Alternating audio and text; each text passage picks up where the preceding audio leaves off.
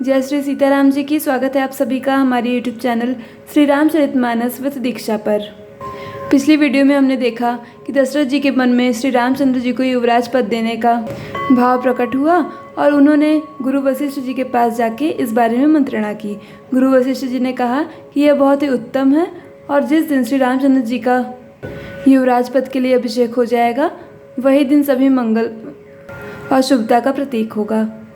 हमारी पिछली वीडियो देखने के लिए आप चैनल के पेज पे जाके उसे देख सकते हैं। साथ ही साथ अगर आपको वीडियो पसंद आए तो वीडियो को लाइक करना बिल्कुल ना भूलें और हमारे साथ जुड़े रहने के लिए यदि आपने चैनल को सब्सक्राइब नहीं किया है तो चैनल को सब्सक्राइब कर लीजिए। साथ ही बेल आइकन को प्रेस कीजिए जिससे कि आपको सभी वीडियोज़ की नोटिफिकेशन आपके फ़ोन पर आसानी से मिलते रहें और आप हमारे साथ आसानी से जुड़ के आगे की कथा भी सुनते रहें। तो चलिए प्रभु को स्मरण करके उन्हें प्रणाम करते हुए आज की कथा शुरू करते हैं।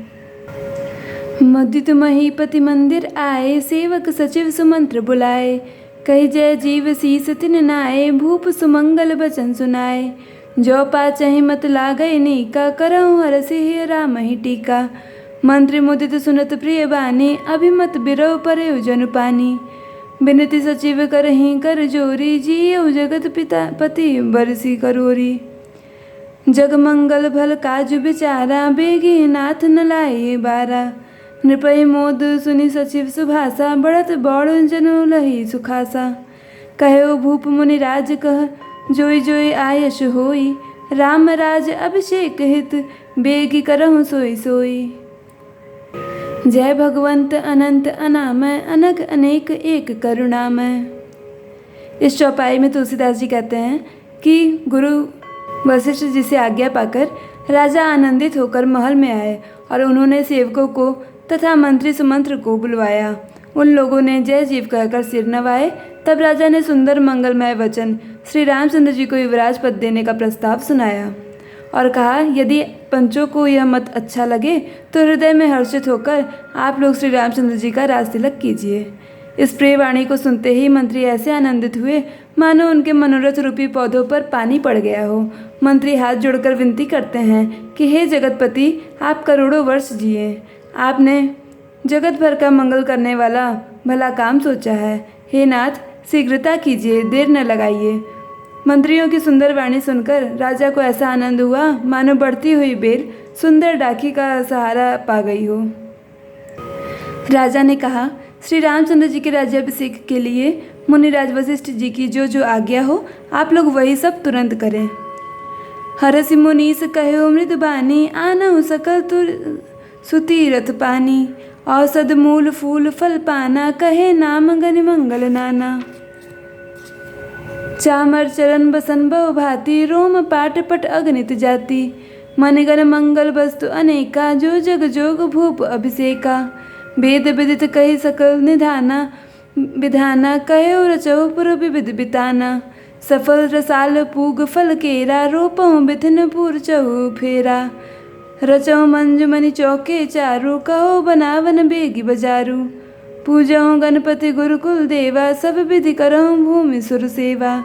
ध्वज पताक तोरण कलश, सहज तुरग रथ नाग।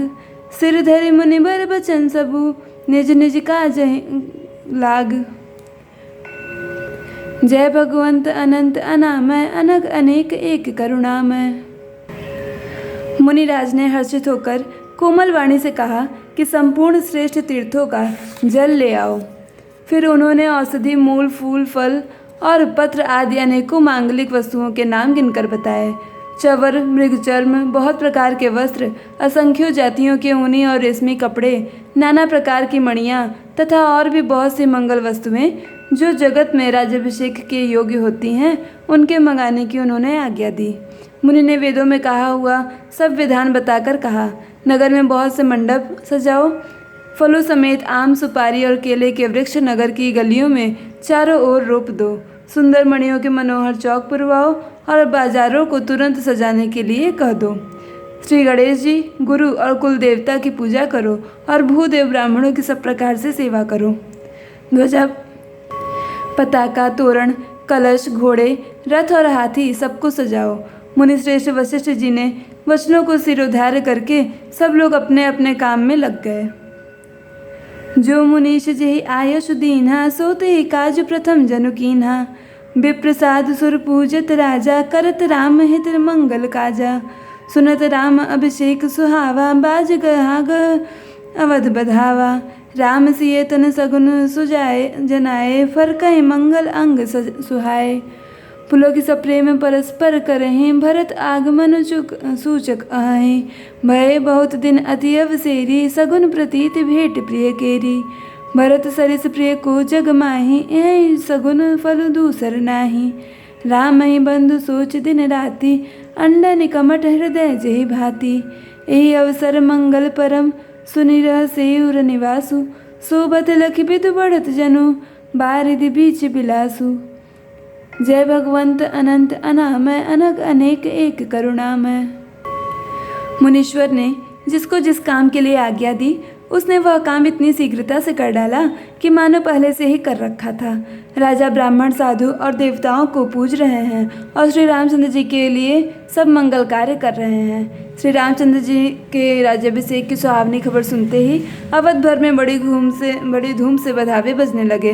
श्री रामचंद्र जी और सीता जी के शरीर में भी शुभ शकुन सूचित हुए। उन्होंने सुंदर मंगल अंग फड़कने लगे।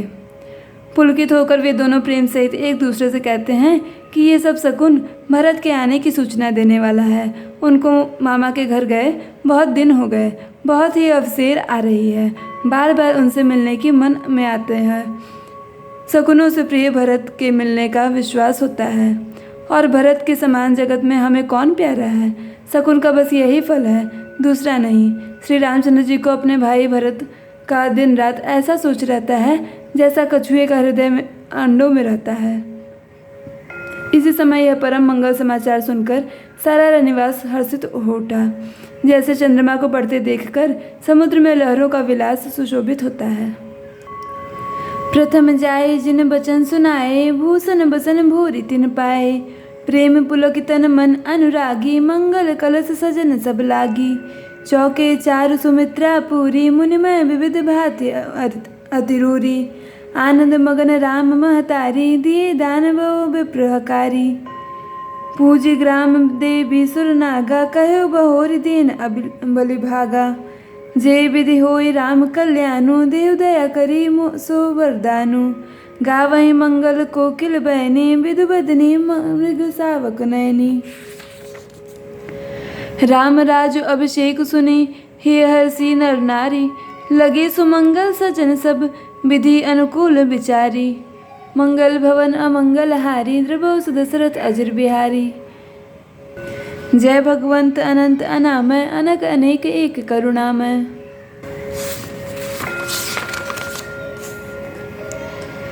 सबसे पहले रनिवास में जाकर जिन्होंने ये वचन समाचार सुनाए उन्होंने बहुत से आभूषण और वस्त्र पाए। रानियों का शरीर प्रेम से पुलकित हो उठा और मन प्रेम मग्न हो गया। वे सब मंगल कलश सजाने लगी। सुमित्रा जी ने मणियों से बहुत प्रकार से अत्यंत सुंदर और मनोहर चौक पूरे। आनंद में मग्न हुए श्री रामचंद्र जी की माता कौशल्या जी ने ब्राह्मणों को बुलाकर बहुत दान दिए।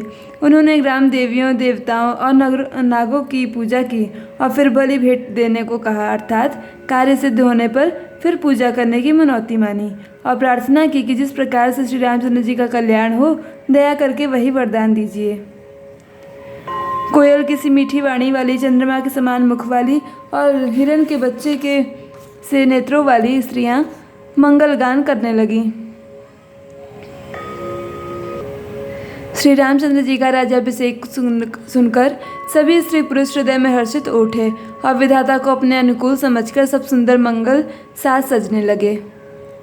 तब नर नाह वशिष्ठ बुलाए राम धाम सिख देन पठाए। गुर आगमनु सुनत रघुनाथा द्वार आई पद नायो माथा। सादर अरग देव घर आने सोरह भांति पूजी सनमाने। गहे चरण सिय सहित बहोरी बोले राम कमल कर जोरी। सेवक सदन स्वामी आगमनु मंगल मूल अमंगल दमनु। तदपि उचित जनु बोली सप्रीति पठें काजीनाथ असिनीति। प्रभुता तजि प्रभु किन्न सनेहु भयो पुनीत आजु यहु गेहु। आयहु होई सो करो गोसाई सेवक उलहै स्वामी सेवकाई। सुनि सनेह साने बचन मुनि रघुवीर हैं प्रशंस। राम कस न तुम कहो असहंस बंस अवतंस। जय भगवंत अनंत अनामय अनग अनेक एक करुणामय। तब राजा ने वशिष्ठ जी को बुलाया और शिक्षा समयोचित उपदेश देने के लिए श्री रामचंद्र जी के महल में भेजा। गुरु का आगमन सुनते ही श्री रघुनाथ जी ने दरवाजे पर आकर उनके चरणों में मस्तक नवाया, आदर पूर्वक अर्घ देकर उन्हें घर में लाए और षोडशोपचार पूजा करके उनका सम्मान किया। फिर सीता जी सहित उनके चरण स्पर्श किए और कमल के समान दोनों हाथों को जोड़कर श्री रामचंद्र जी बोले, यद्यपि सेवक के घर स्वामी का पधारना मंगलों का मूल और अमंगलों का नाश करने वाला है, तथापि हे नाथ, उचित तो यही था कि प्रेम पूर्वक दास को ही कार्य के लिए बुला भेजते, ऐसी ही नीति है। परंतु प्रभु, आपने प्रभुता छोड़कर स्वयं यहाँ पधार कर जो स्नेह किया, इससे आज यह घर पवित्र हो गया। हे गोसाई, अब जो आज्ञा हो मैं वही करूँ। स्वामी की सेवा में ही सेवक का लाभ है। श्री रामचंद्र जी के प्रेम में सने हुए वचनों को सुनकर मुनि वशिष्ठ जी ने श्री रघुनाथ जी को प्रशंसा करते हुए कहा, हे राम, भला आप ऐसा क्यों न कहें, आप सूर्यवंश के भूषण जो हैं।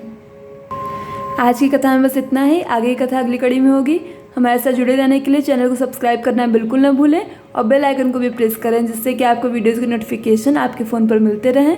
यदि आपको ये वीडियो पसंद आई हो तो वीडियो को लाइक करना बिल्कुल न भूलें और कमेंट बॉक्स में अपने अनुभव को हमारे साथ शेयर करें। आप सभी का अंत तक वीडियो देखने के लिए बहुत बहुत धन्यवाद।